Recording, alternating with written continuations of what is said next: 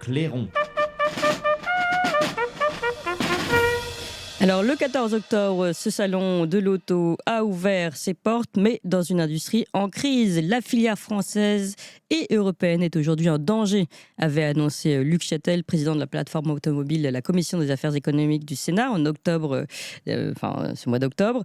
Et d'ailleurs, je vous propose d'écouter Luc Châtel dernièrement sur LCP. D'abord parce que le marché est à un niveau extrêmement bas, mais j'allais dire de manière structurelle. C'est-à-dire qu'il ne s'est pas remis de la crise du Covid. Nous sommes encore aujourd'hui à 23% en dessous de l'année 2019. Ça veut dire que sur 5 ans, nous avons perdu l'équivalent d'une année de vente automobile. Vous imaginez le manque à gagner pour l'ensemble de la filière automobile. Et vous le disiez à l'instant, le mois de septembre a été le plus mauvais en France en termes de vente depuis 20 ans. Et ça ne va pas s'améliorer puisque les prises de commandes au mois de septembre sont les pires depuis 10 ans. Voilà, donc le secteur particulièrement en berne, des commandes qui sont les pires depuis 10 ans, des chiffres en record de mauvais chiffres en 20 ans. Voilà ce que nous dit Luc Châtel. Nicolas Meillan, bonjour. Bonjour Clémence. Et merci beaucoup d'être avec nous ce matin. Vous êtes consultant en stratégie spécialisée sur les secteurs du transport et de l'énergie, conférencier, membre des Econoclasts et de l'ASPO France, Association pour l'étude des pics pétroliers gaziers. Alors évidemment, vous suivez de près ce qui se passe avec ce secteur automobile qui se porte particulièrement mal. Alors, malgré tout, est-ce que déjà pour rester un peu sur le salon de l'auto, est-ce que malgré tout il y a une ambiance, un entrain dans ce salon depuis le début de la semaine?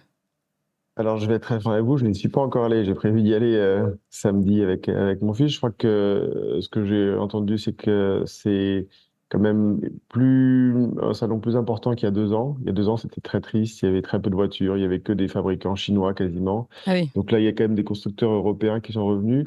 Juste pour revenir sur le secteur automobile, bon, on dit qu'il va mal, entre guillemets, il va pas beaucoup plus mal que le reste, si vous voulez. C'est-à-dire que l'économie se porte pas très bien, et elle se porte pas bien. Pourquoi? Parce qu'avec la crise de l'inflation liée à l'augmentation du coût de l'énergie, Ah les oui. taux ont augmenté. Aujourd'hui, quand on achète une voiture, ça coûte en plus de plus en plus cher. Les prix ont beaucoup augmenté. Oui. Donc souvent, on la finance. On la finance soit avec un prêt ou avec un leasing. Mais quand les taux augmentent, ben, le financement coûte plus cher aussi. Donc si vous voulez, Et Luc Châtel l'automobile. expliquait également dans la suite de cette interview que aussi la voiture souffrait de c'est un achat qui n'est pas, enfin, on a souvent déjà une voiture, c'est un achat qui n'est pas forcément nécessaire et qu'on peut reporter. Donc il y a aussi cette question-là, il y a évidemment l'inflation, vous l'avez dit, le prix des voitures électriques, on va y revenir, et les dispositifs d'aide qui sont particulièrement compliqués par ailleurs. Oui, bah pour les voitures électriques, compliqué, je sais pas, non, je pense que quand vous avez 4 000 € disponibles, vous faites le nécessaire pour aller les chercher, hein. Mais c'est ce qu'il dit, hein, Euh, je ne fais que oui, répéter oui, ça. bah Luc Chachette, il fait son travail de défendre l'industrie automobile. Aujourd'hui, ce qui se passe, c'est que si vous voulez, la baisse du pouvoir d'achat des gens, elle est là, 15%, hein, qu'ils ont perdu depuis la crise de l'inflation, la hausse des taux, il n'y a pas de secret, hein. Moi, un exemple, je me suis acheté une voiture, parce que j'ai une voiture, essence d'ailleurs, et j'ai Ça commence acheté cette bien. voiture. Ouais, ça commence bien. En 2012, une voiture, je l'ai payée 24 000 €. Si je veux racheter la même voiture cette année, elle coûte 40 000 €. Ah oui, c'est impressionnant. Ouais. Ben, c'est impressionnant. Donc, vous avez eu l'augmentation du prix, fait qu'aussi, bah oui, forcément, vous perdez des clients quand vous avez le prix qui augmente aussi autant, et d'autant plus avec les voitures électriques, qui malheureusement en Europe, avec la réglementation européenne encourage depuis 15 ans, ça je l'avais publié avec France Stratégie, les constructeurs à vendre des SUV, à vendre des très grosses voitures. Et donc, ces très grosses voitures, quand il faut les électrifier, il faut leur mettre une très grosse batterie. Donc, Oui. elles coûtent très cher. Et donc, c'est toute la différence entre l'Europe qui fait des gros tanks électriques qu'elle a du mal à vendre et dont elle se plaint, et les Chinois qui, eux, n'ont plus de subventions et qui font des petites voitures électriques, légères, optimisées et Urbaine en fait. abordables. Oui. Et abordables, surtout. Il n'y a pas de voiture électrique abordable en Europe. Je pense que ça va arriver l'an prochain. Il ne faut pas oublier quelque chose, c'est que l'Europe, si vous voulez, sur la voiture électrique, c'est un marché artificiel. Ah oui, Artificiel oui. parce qu'il y a d'un côté de la réglementation que doivent respecter les constructeurs à contre-cœur, donc qui vendent le nombre de voitures électriques dont ils ont besoin, mais pas une de plus, et artificielle parce que vous avez des subventions. Subventions d'aide à l'achat. Alors, petit à petit, elles sont supprimées. En Allemagne, par exemple, il n'y a plus de subventions d'aide à l'achat depuis l'an dernier. En France, ça va probablement être un peu diminué cette année, puisque le budget pour les bonus est passé de 1,5 milliard à 1 milliard dans le nouveau projet de loi des finances. Euh, mais en Chine, vous avez un vrai marché. Vous avez des constructeurs qui font des voitures. Il n'y a plus de subventions, il n'y a pas de réglementation. Et donc là, et le problème, c'est que certains pays, comme les États-Unis, se protègent. Hein, ils se protègent de la Chine, ils mettent des taxes à l'importation de 100%. Le Canada vient de mettre une taxe à l'importation de 100%. Et nous, en Europe, eh bien, on avait une taxe de 10%. Alors là, on commence à regarder ça parce que la Chine, ça personne ne le sait, c'est On en déjà a le parlé. deuxième, Oui. deuxième fabricant de voitures électriques vendues en Europe. Mm. D'accord? Il n'y avait pas de voiture chinoise. Il y a 10 ans, vous ne trouvez pas une seule voiture chinoise en Europe. Pas une. Aujourd'hui, c'est le deuxième fabricant de voitures électriques vendues en Europe. La France est cinquième. Mm. On est déjà très loin derrière. Oui. Donc oui, il faut un peu se réveiller. Là, alors, c'est une bonne nouvelle, on commence à prendre conscience. La Commission européenne veut mettre en place des taxes à l'importation et elle a même réussi à désavouer l'Allemagne. L'Allemagne qui, bien sûr, allait bloquer ces taxes-là, mais finalement, elle a été mise en minorité par ce vote-là.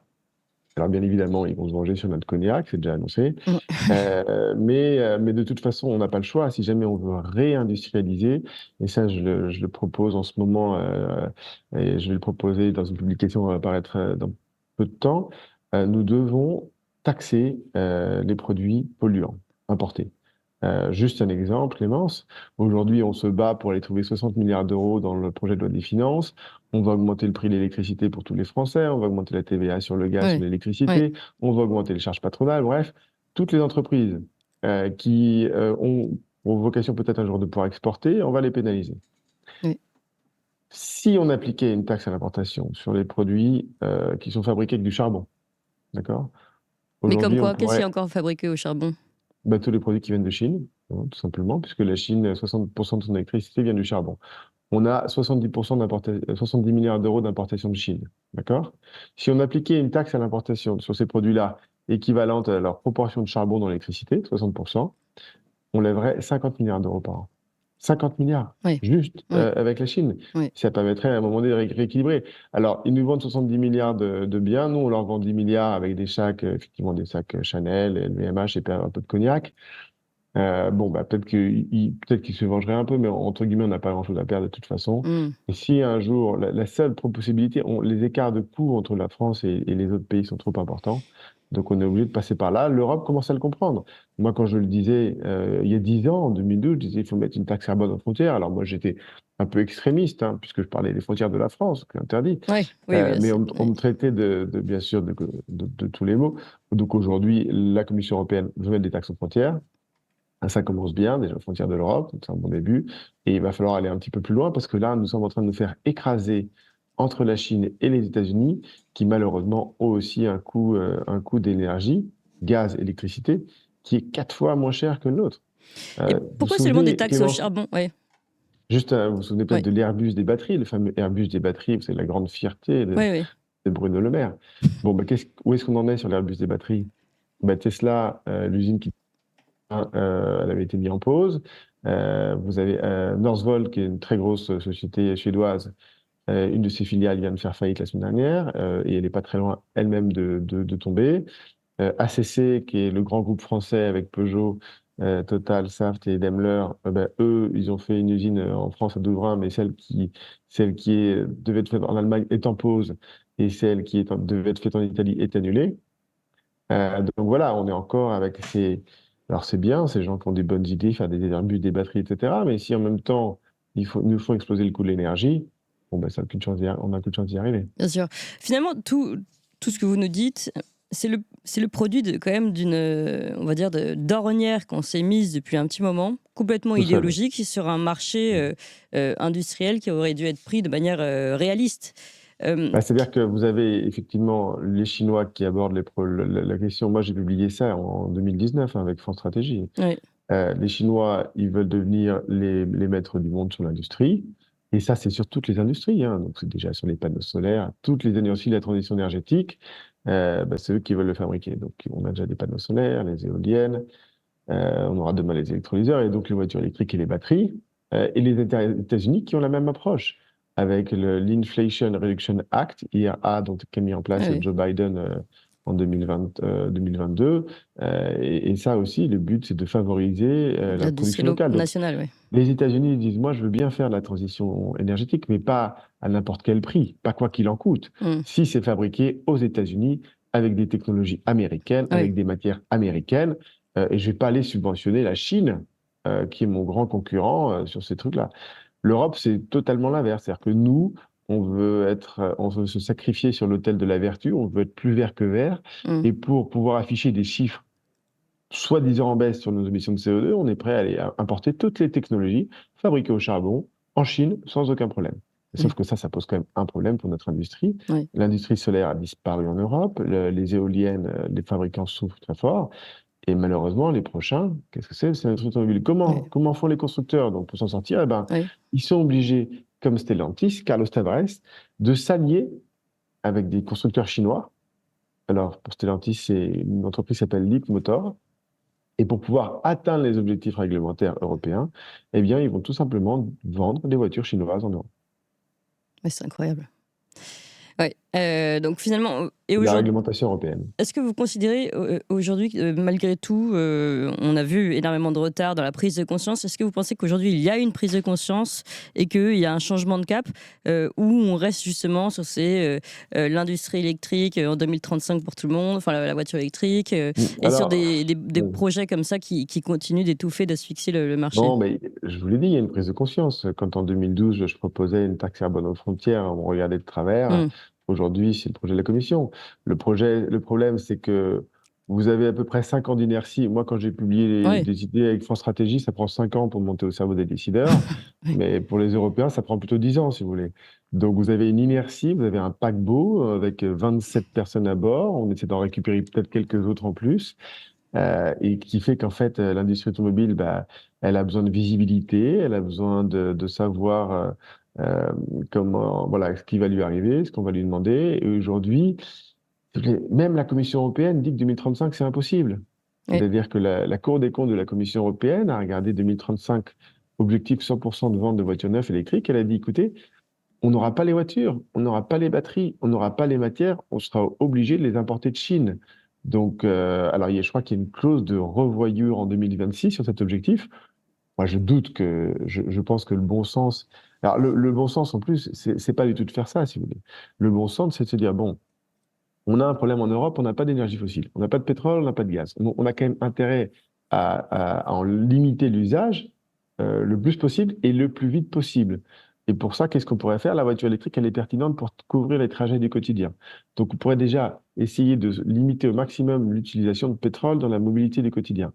Et ça, en 2030, on pourrait quasiment se passer du pétrole pour se déplacer tous les jours. Ça, c'est possible.